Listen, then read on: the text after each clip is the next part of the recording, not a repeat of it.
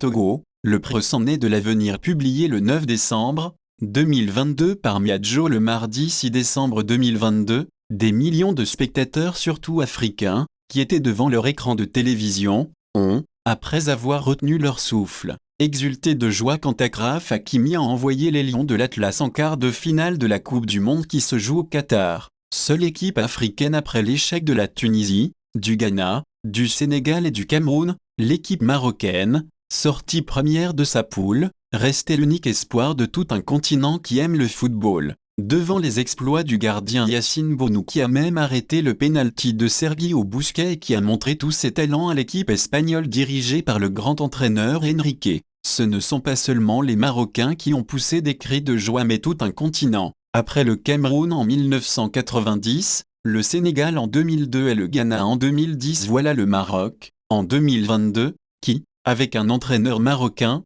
Walid Regragui, a accédé, comme quatrième pays africain, en quart de finale. Honneur aux coéquipiers de Sofiane Boufal qui ont montré sur le terrain leur détermination et surtout la confiance en eux-mêmes. Croire en soi, se fixer des objectifs, dans un collectif qui valorise chaque talent, et se mettre ensemble au travail pour donner corps à un rêve collectif. C'est croire que le possible devient réel quand on se donne les moyens dont le premier est la volonté d'accomplir réellement ce qu'on se fixe comme objectif. Afin que tout possible se réalise pour celui qui y croit, il est impératif de se donner des objectifs clairs, précis et raisonnables. Il est indispensable de poser, par la pensée qui nous définit, un objectif, saisi comme un présent à venir et à faire advenir. Le faire advenir signifie qu'on ne peut pas être passif, au contraire on doit s'impliquer par une pensée anticipative qui conduit à des actions. Et au moment où se présente à faire advenir est posé, c'est un avenir que l'on se donne et celui-ci oriente le présent dans lequel l'on est et qu'on veut changer et transformer.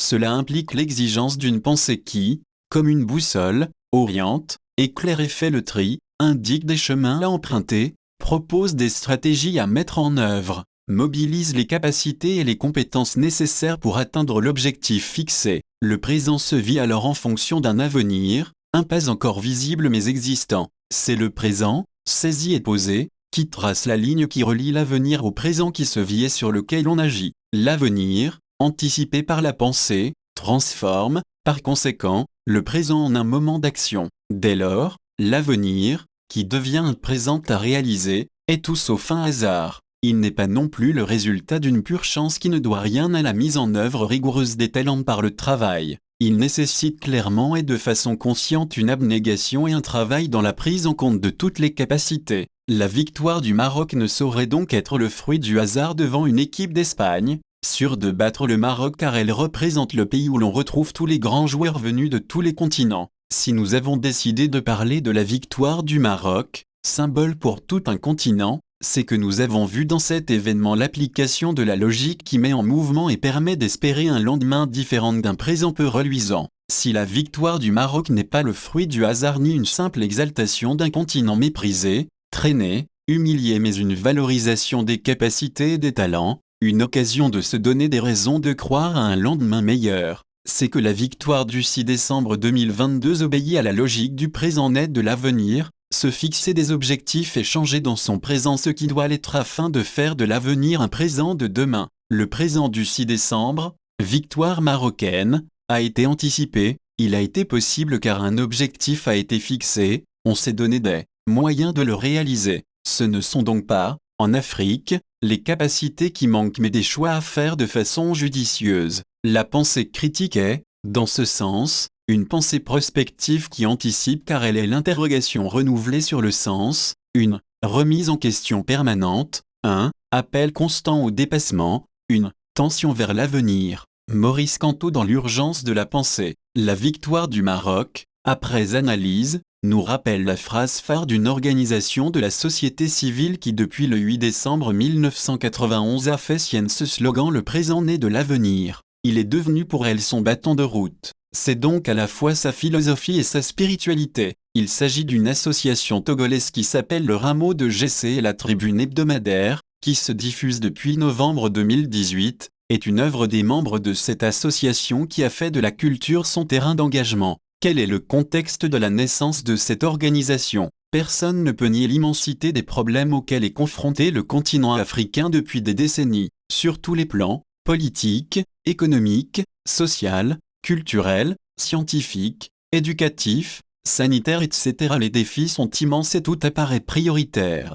Dans une telle situation où les changements tardent à venir, la désespérance gagne les cœurs, surtout ceux des jeunes qui ne pensent qu'à un ailleurs. Mais comment leur faire admettre que l'ailleurs c'est chez soi à transformer en tant qu'acteur? Comment leur faire croire qu'un autre vivre ensemble est possible dans la mise en commun des différences au service d'un avenir à faire advenir comme un présent souhaité, désiré, construit collectivement? Comment transformer la situation désespérante comparable à une vieille souche, dont on n'attend plus rien apparemment, en une souche porteuse d'espérance? C'est en ce moment que surgit une parole qui fait tomber les écailles des yeux pour rendre capable de constater qu'en chacun de nous un monde nouveau est en germe si nous changeons de regard et de représentation. La souche, en effet, porte quelque chose qui est en gestation et il faut savoir le voir et l'observer. Prendre le nom du rameau de Jessé, c'est faire référence à un texte, celui d'Isaïe 11, 1 à 11, mais fondamentalement, c'est être porteur d'espérance à partir de ce qui est en gestation en chacun de nous.